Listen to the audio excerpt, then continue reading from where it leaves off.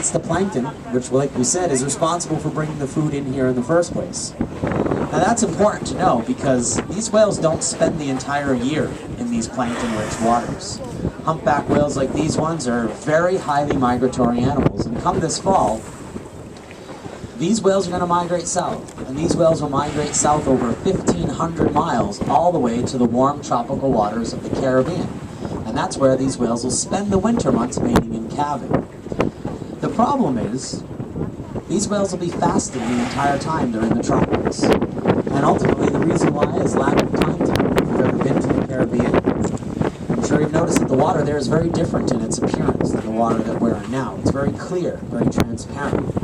And that's not because it's cleaner than the water up north.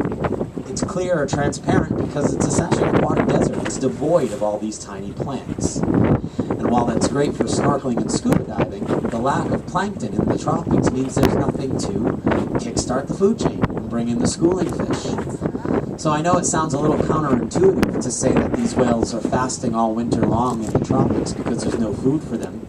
Bubbles here at 3 o'clock. Because, you know, whenever we see pictures of the coral reefs teeming with colorful tropical fish, it gives us the impression like the Caribbean marine ecosystem is a very robust and productive one. It seems like there should be plenty of food for the whales to eat there. But that's really a misrepresentation that we've been given. Like I said, the tropics are really an aquatic desert, and those coral reefs represent just small oases of life in that tropical desert. And so once you get away from them, there's really just not much for these whales to eat at all, and that's why these whales are forced to fast the entire time they're down south breeding ground.